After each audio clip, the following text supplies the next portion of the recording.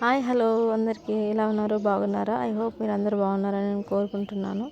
అయితే ఇక్కడ ఒక సైడ్కి చాయ్, ఒక సైడ్కి పూరి చేస్తున్నాను కదా. ఈరోజు ఏంటంటే మా హస్బెండ్కి పొద్దున్నే వర్క్ ఉందన్నమాట. సో తనకి ఇంకా లేచి అప్పటికి లేవడమే లేట్గా లేచేసరికి తనకి వెళ్ళే టైం అయింది. తను ఆల్రెడీ రెడీ అయి ఉన్నాడు అనమాట.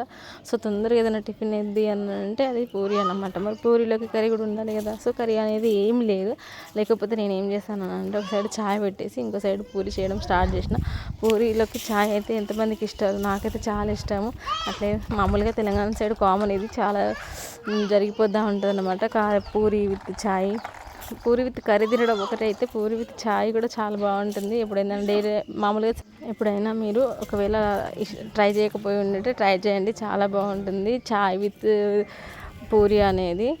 ఓకే, ఇంకా అయితే తనకి ఇంకా ఇంటర్వ్యూకి టైం అనేది అవుతుంది. సో అందుకని చెప్పేసి ఇంటర్వ్యూ కోసం అని చెప్పేసి వెళ్తాడు కాబట్టి కొంచెం తినేసి వెళ్తే ఎంత టైం అయినా ఏం కాదు. మళ్ళీ లంచ్ టైం వరకు అయితే వస్తాడు కాబట్టి సో అలా అన్నమాట. వేడివేడిగా పూరీలు వేసి చాయ్ చేసి తనకి ఇచ్చేసిన ఇంకా తినేసి అలా ఇంటర్వ్యూకి అయితే వెళ్ళిపోతాడు. ఓకే, మొత్తానికైతే తెలంగాణలో బతుకమ్మ ఎలా సెలబ్రేట్ చేసుకున్నారు? చాలా బాగా ఆడుకున్నారా?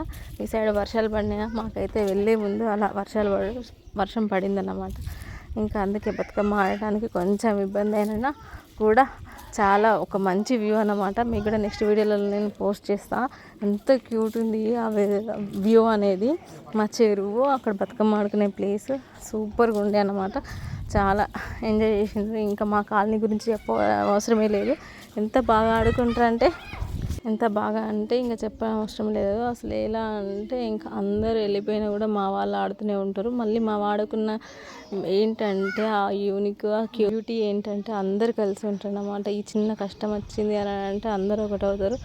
అది మాత్రం సూపర్ ఉంటుంది. నన్నైతే ఇంకా నాకు ఇంట్లో మా అమ్మ ఉండదు కాబట్టి నేను రాగానే నన్ను రిసీవ్ చేసుకునే వే ఉంటుంది చూడండి, అది అవసరం ఉంటుంది. ఇంకా అసలు అయ్యో మా అమ్మ లేదు నన్ను మాట్లాడడానికి ఎదురుగా చేయడానికి కాదు, ప్రతి ఒక్కరు నన్ను అమ్మలానే చూసుకుంటారు.